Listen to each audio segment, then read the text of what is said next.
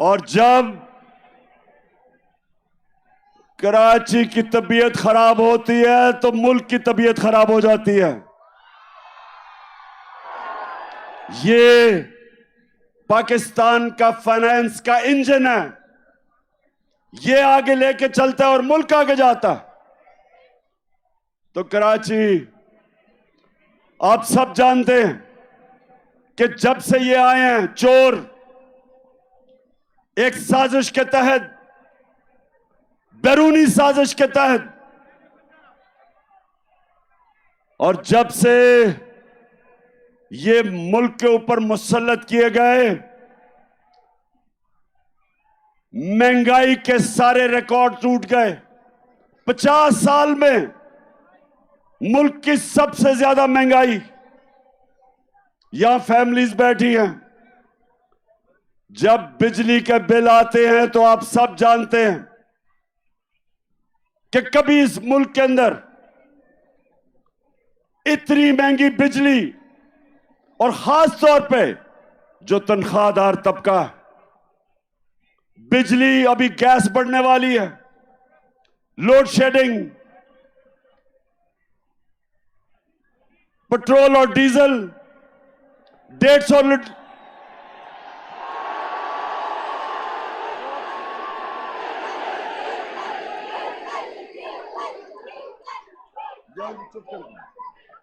जब हम छोड़ के गए थे 6 महीने पहले, तकरीबन 150 रुपए का 1 लीटर पेट्रोल और 150 रुपए का डीजल। ठीक कह रहे हो, फजलुर रहमान भी 150 रुपए का था। और उसके बाद एक एक चीज महंगी। आटा 55 रुपए किलो पे छोड़ के गए थे, आज 100 रुपए से ऊपर है।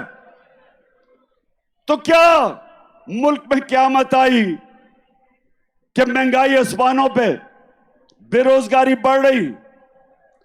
आज मैं फिर से कहता हूं, तनख्वाहदार तबकों के लिए, उनके पास तनख्वाहें नहीं बिल देने के लिए, और जबकि कौम गरीब हो रही, कौम मुश्किल में मकरूज, रुपया 30% रुपया गिरा है।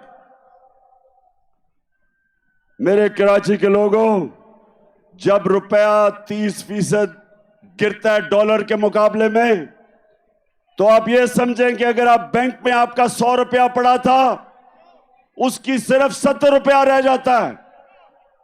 और ये जिनके बाहर अरबों डॉलर बाहर पड़े हैं, इनकी दौलत में इजाफा हो जाता है, क्योंकि डॉलर ऊपर चला जाता है। ये 30% ऊपर, मुल्क 30% नीचे। तो सवाल यह है कि जिन लोगों ने इनको हमारे ऊपर मुसल्लत किया, आज सारी कौम सवाल पूछ रही है कि जो आपने साजिश करके इन चोरों को हमारे ऊपर बिठाया, तारीख, इस मुल्क की तारीख आपको नहीं भूलेगी।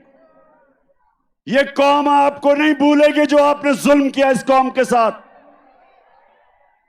दुश्मन भी ना करे, दुश्मन भी वो नुकसान नहीं पहुंचा सकता था पाकिस्तान का, जो इन चोरों को हमारे ऊपर मुसल्लत करके नुकसान पहुंचाया। तो ये रेफरेंडम है, परसों जो इलेक्शन है, 8 जगह मैं इलेक्शन इसलिए लड़ा हूं कि मैं अपनी कौम को बताना चाहता हूं कि हमने फैसला करना है। क्या हमने भेड़ बकरियों की तरह इनकी गुलामी करनी है, चोरों की, या एक आजाद कौम की तरह, एक खुददार कौम की तरह अपने पैर पे खड़ा होना है, हकीकी आजादी लेनी है अपनी। क्योंकि मेरे पाकिस्तानियों, सिर्फ आजाद इंसानों की परवाज ऊपर होती है। मैं वो पाकिस्तानी हूं, अल्लाह ने मेरे से बेहतर टैलेंटेड खिलाड़ी थे क्रिकेट में, मेरे से ज्यादा पैसे वाले लोग थे जो मेरे से ज्यादा अस्पताल बना सकते थे। पॉलिटिक्स में मेरे से ऐसे लोग थे जिनकी खानदान पॉलिटिक्स में थे, मेरा तो कोई खानदान पॉलिटिक्स में नहीं था। लेकिन मेरे पाकिस्तानी अल्लाह ने कामयाबी मुझे इसलिए दी क्योंकि मैं एक आजाद इंसान हूं, मैं आजाद हूं, मैंने किसी की गुलामी नहीं की। मैं ला इलाहा इल्लल्लाह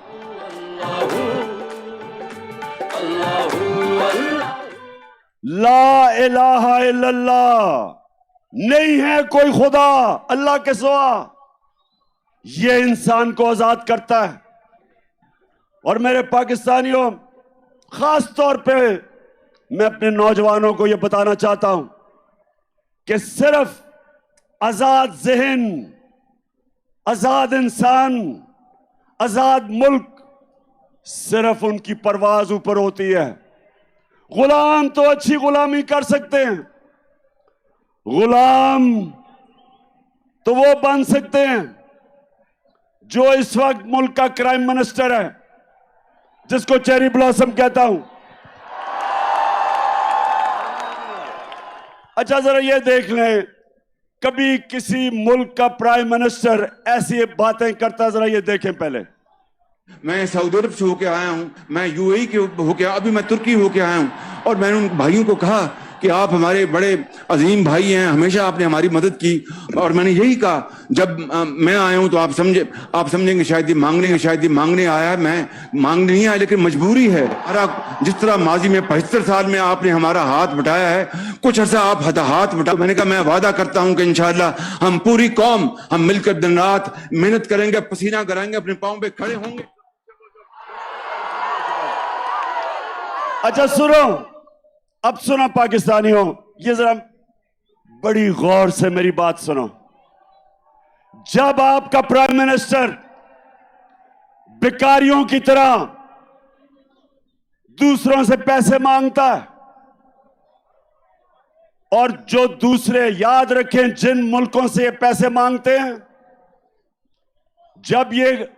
जब मैं प्राइम मिनिस्टर था तो जब भी दूसरे मुल्क का मिनिस्टर या प्राइम मिनिस्टर मुझे मिलने आता था तो पहले फॉरेन ऑफिस मुझे पूरा उसका शजरा बता देता था कि ये पढ़ा किधर, इसने मेरे से मिलने से प्राइम मिनिस्टर से पहले क्या नौकरी करता था, क्या ये ईमानदार है, करप्ट है, सारा कुछ मुझे पता होता था उससे मिलने से पहले। तो जब ये शहबाज शरीफ, जब ये दुनिया में पैसे मांगने जाता है तो याद रखें उनको सब पता होता है कि इसके और इसके भाई के अरबों डॉलर मुल्क से बाहर पड़े हैं, चोरी का पैसा, सबको पता होता है। तो जब अपना पैसा मुल्क से बाहर ले जाओ चोरी करके और दूसरों को कहो पाकिस्तान में पैसा दो, लोग आपको हकारत की नजर से देखते हैं, लोग आपको जलील करते हैं। और जब मुल्क का प्राइम मिनिस्टर जलील होता है तो सारी कौम को शर्मिंदा करवाता है। मैं जो आपको कह रहा हूं, ये रेफरेंडम है आज, या इन चोरों के नीचे, और इन्होंने अपने बच्चे तैयार किए हुए हैं, फिटे हुए बच्चे, चोरी के पैसे पे पले हुए बच्चे, या वो, और या एक खुददार कौम जो एक अजीम नारे पे खड़ी हुई थी। अल्लाह से हमने खड़े होकर हमने वादा किया था कि अल्लाह तेरे सिवा कोई खुदा नहीं है, हम किसी के सामने नहीं झुकेंगे, हम एक खुददार कौम है। और ला इलाहा इल्लल्लाह इंसान को गैरत देता है, और जो कौमें ऊपर जाती हैं वो गैरतमंद होती हैं। वो मिल के कुर्बानियां देती हैं, वो भिखारियों की तरह भीख नहीं मांगती। अब जरा ये देखें, ये मैं जरा दिखाने लगा हूं कि अभी शहबाज शरीफ अमेरिका गया और ये इंटरव्यू दे रहा है।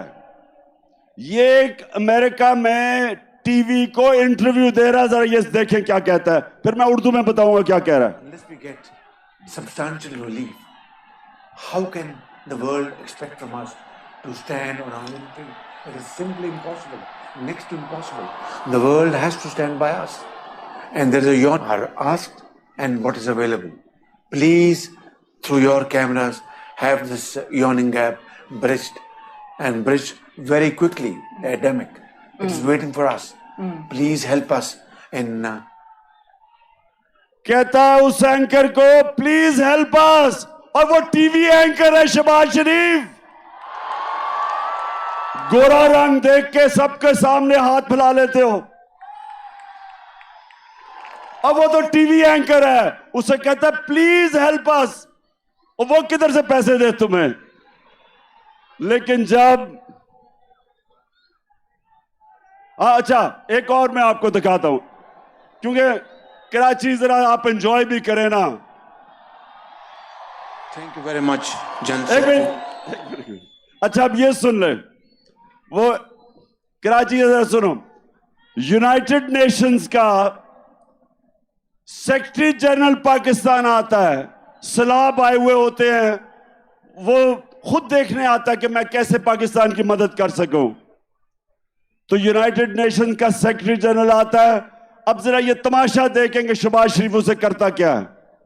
Thank you very much, General Secretary. And I assure you, whatever support we get from your institution and through your institution, I give you my word of honor, along with all these ladies and gentlemen sitting on this table, ministers, general officers, government officials, ladies and gentlemen, that every penny we get from you or from wherever, we will spend it most transparently and in the interest of the suffering humanity. Thank you. अच्छा जी, कराची, अब मैं तर्जमा बताता हूं इसने क्या कहा उसे। वो बेचारा और बड़ा ही अच्छा आदमी है, एंटोनियो गुटरेस, जो सेक्रेटरी जनरल है यूनाइटेड नेशंस का। वो आता है पाकिस्तान से हमदर्दी दिखाने, पहले तो ये उसका बाजू पकड़ लेता है, उसके बाद उसे कहता है ये जरा सुनो, और ये थोड़ी हमारे सब के लिए, मैं पाकिस्तानी होते हुए हम सब के लिए शर्मिंदगी है। उसे पता है क्या कहता है? उसे कहता है जो भी पैसा आप हमें देंगे, मैं आपसे वादा करता हूं हम चोरी नहीं करेंगे, हम ईमानदारी से खर्च करेंगे। सितम के कोहे गरा रूई की तुम पैया तो पतान दिया, तुम पैया तो पतान दिया, शाना बखरिया ने, शाना बखरिया ने मेरे खाने में रान दिया। अच्छा भी, अच्छा जरा एक मिनट, उसके बाद वो नवाज का भी, अच्छा जरा नहीं नवाज वाले ने। अच्छा ये जरा एक और आप देखें, हमारा प्राइम मिनिस्टर ये शहबाज शरीफ जाता है वो सदर पुतिन से मिलने, रूस वाले से। जरा आप ये जरा देखें कि उसके सामने ये जब मिलने जाता है तो क्या होता है। Some news from overseas. The Prime Minister of Pakistan met with Vladimir Putin, and it looked like he was really struggling with his translation headphones. Take a look at this.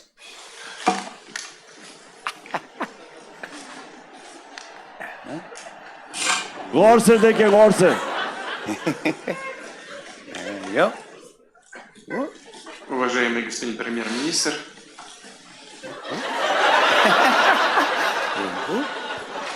Hold on. Yeah. Yeah, it is. There you go. There you go. There we go. уважаемый господин премьер-министр, идет перевод, все нормально?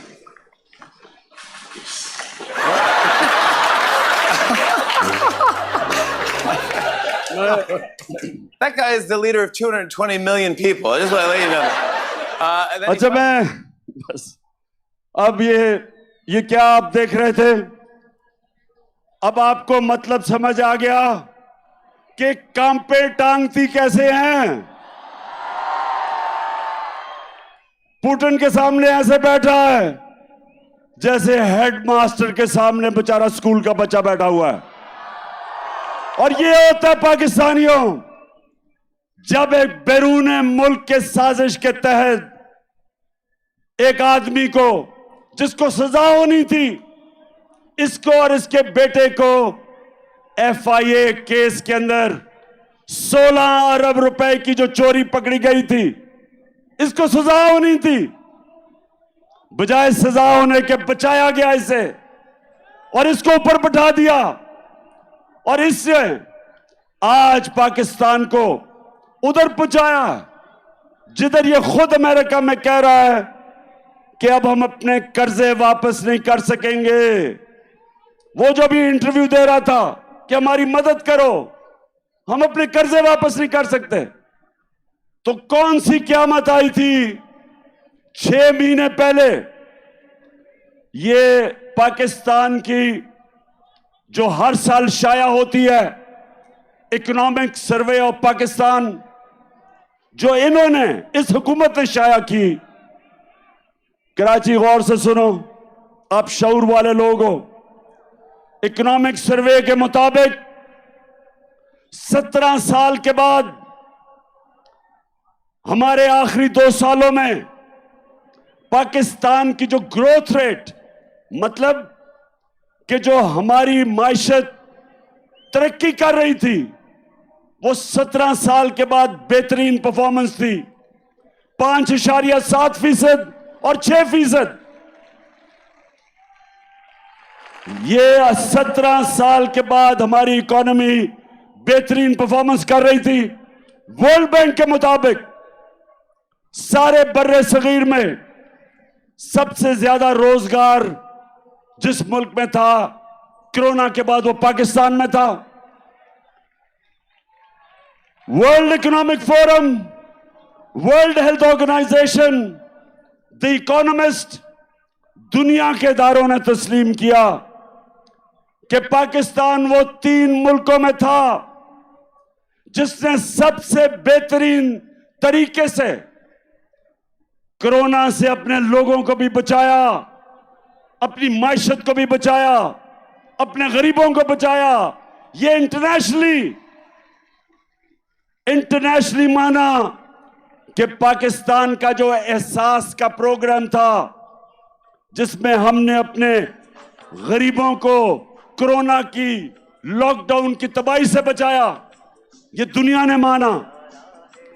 तो मैं फिर से सवाल पूछता हूं कि ये साजिश जिन्होंने करके इन चोरों को हमारे ऊपर मुसल्लत किया था, तारीख आपको नहीं भूलेगी। ये कौम जो मुश्किलात का सामना कर रही है नहीं भूलेगी। और इंशाअल्लाह जो मैं आपसे सबसे उम्मीद रखता हूं, ये जो परसों बाय इलेक्शन आ रहे हैं, इस इलेक्शन के अंदर कौम ने रेफरेंडम करना है, बताना है कि हम इस इंपोर्टेड हुकूमत को मंजूर नहीं करते। हम इन चोरों को जो 30 साल से 2 बड़े बड़े डाकू खानदान जो चोरी करके पैसा बाहर लेके जा रहे थे, हम कभी इनको कबूल नहीं करेंगे। और मैं इसके साथ आज सबको बता दूं कि इंशाअल्लाह इस मुल्क की तारीख का सबसे बड़ा जो मैं मार्च करने लगा हूं, जिसकी मैं कॉल देने लगा हूं, इस मुल्क की सबसे बड़ी मुजाहरा होगा। इस मुल्क की तारीख, अवाम का समुद्र निकलेगा हमारे साथ और सबको बताएगा, सारों को पैगाम देगा इस मुल्क में कि कौम किधर खड़ी है आज, कि कौम इसको सियासत नहीं समझ रही। हम अपनी हकीकी आजादी की जहाज समझ रहे हैं। और कराची, आप तो माशाल्लाह वो लोग हो जो हमेशा, जिस तरह मैंने शुरू में कहा, सारी सियासी तहरीकें जो शुरू होती थी हमेशा कराची से शुरू होती थी। और अब जो मैं, हमारे साथ ही बैठते थे एमक्यूएम वाले, मैं एमक्यूएम से पूछता हूं कि क्या अब आप खुश हैं जरदारी के साथ बैठ के? क्या वो आपके मसले हल कर दिए? क्या जरदारी ने कराची के मसले हल कर दिए? बताएं, कराची बताओ।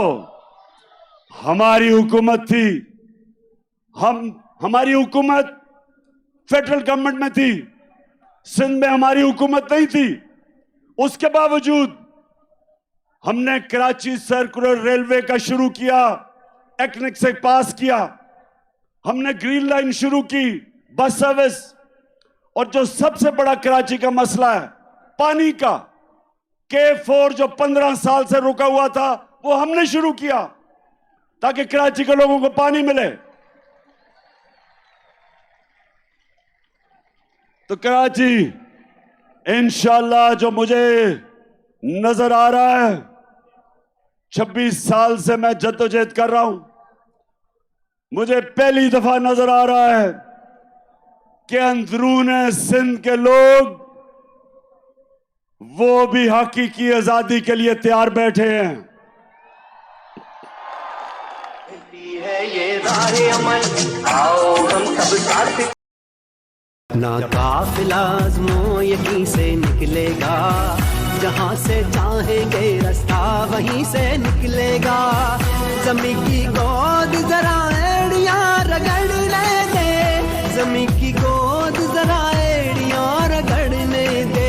मुझे यकीन है चश्मा यहीं से निकलेगा, चश्मा यहीं से निकलेगा, चश्मा यहीं से निकलेगा। ये अलम बगावत है यारो, जो जुल्म के खूनी पंजों पे अंदरूने सिंध के लोग तैयार हो जाओ।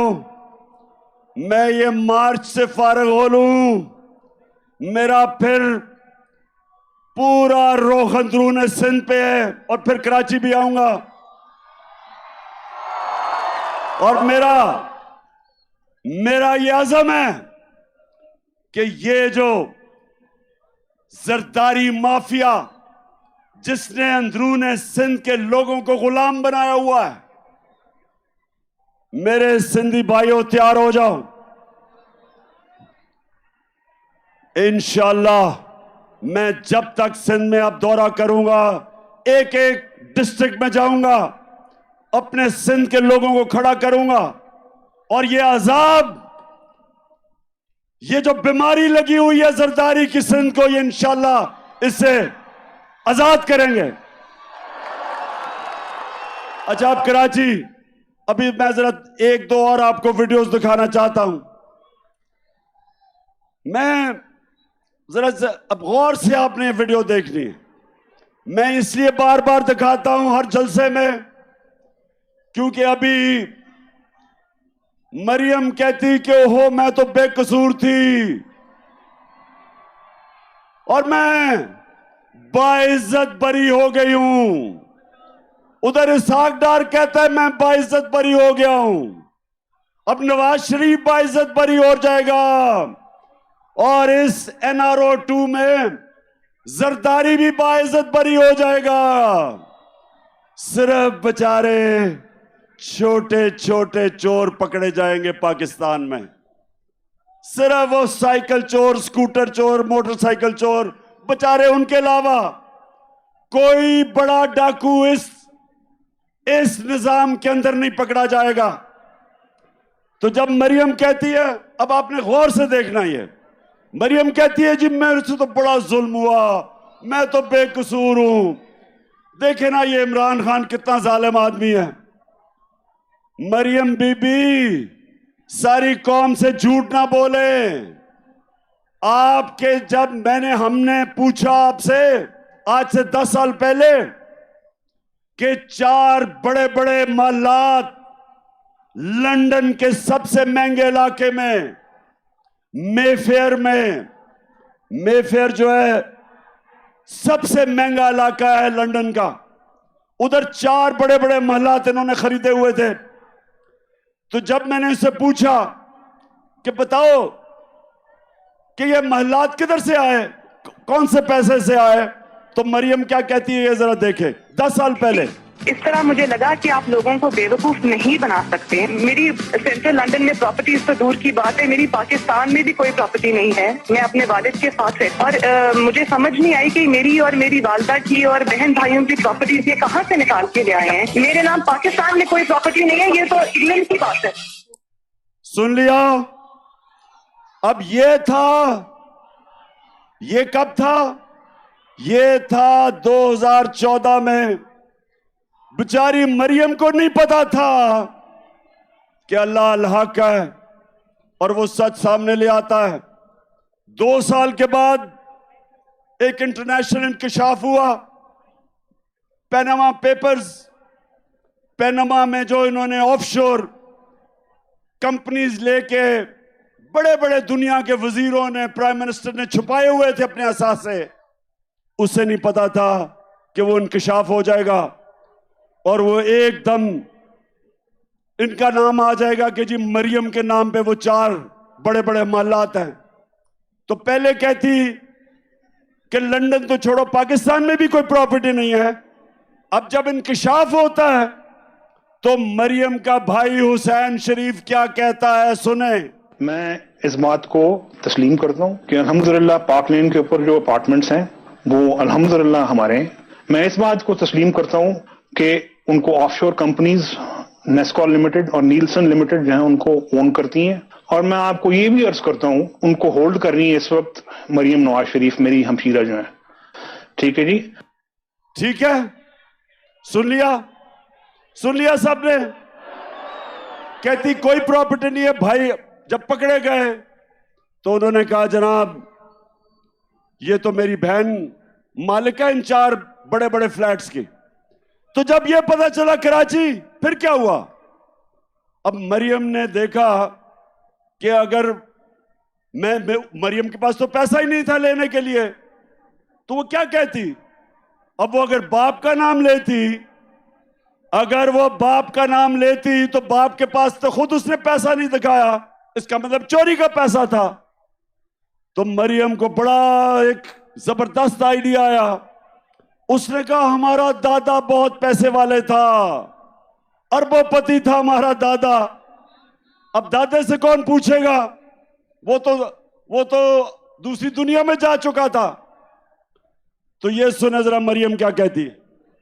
हसन हुसैन के पास आज जो भी है वो एक अरबपति दादा के पोते हैं। उस अरबपति दादा के पोते हैं जो 1960s और 70s में पाकिस्तान का अमीर तरीन इंसान था। ये जो एसेट्स हैं, ये जो बिजनेस के लिए पैसा है, ये सारा दादा से डायरेक्टली बच्चों को ट्रांसफर हुआ। तो समझ गए, डायरेक्टली दादा ने बच्चों को पैसा दे दिया। दादा अरबपति था। अब कराची, अब दादा तो दुनिया में नहीं था, लेकिन वो दादा शहबाज शरीफ का बाप था।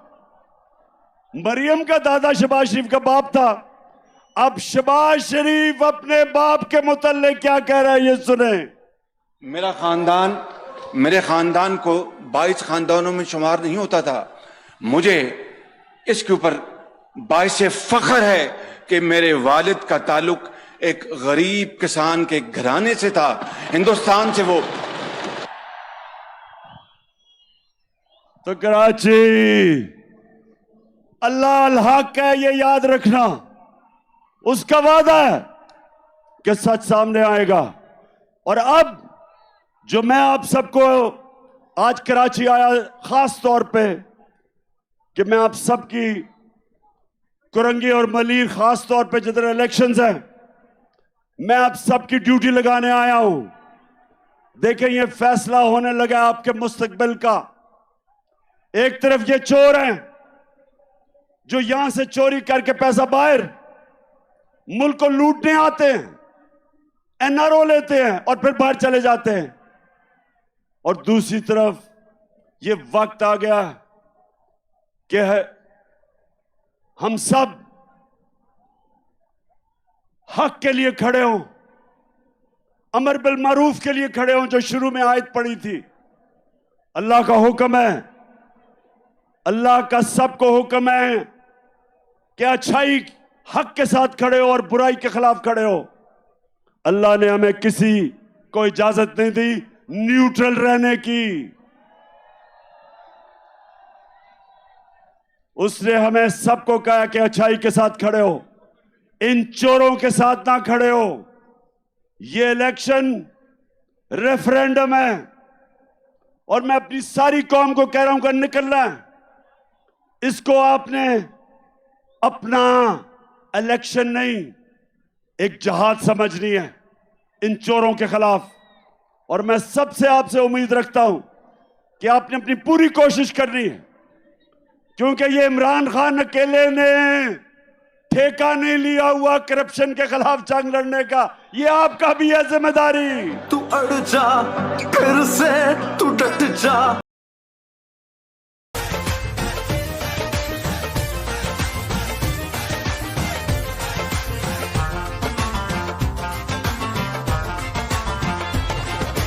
इनका जुल्म है अब नहीं सहना, सोचिया है नहीं रहना। इनका जुल्म है अब नहीं सहना, सोचिया है चुप नहीं रहना। सच का कफन है सर पर पहना।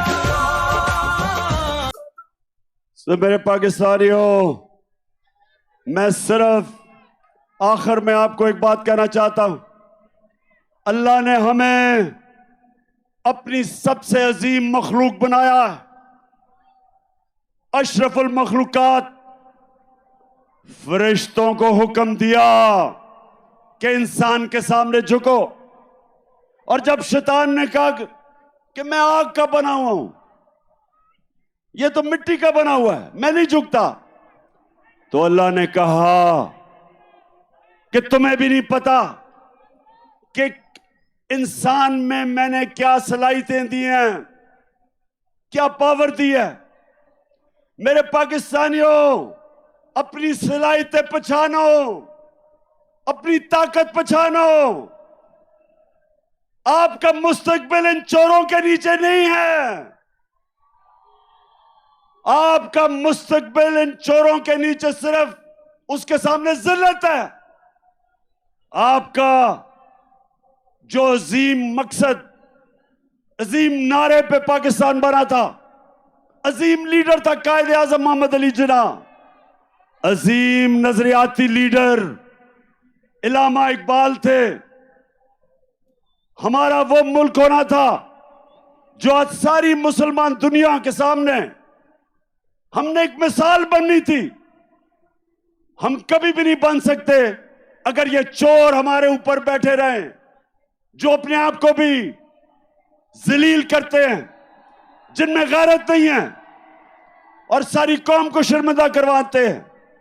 इसलिए मैं 6 महीने सारे मुल्क में फिर रहा हूं अपनी कौम को तैयार करने के लिए कि ये बाय इलेक्शन तो परसों है।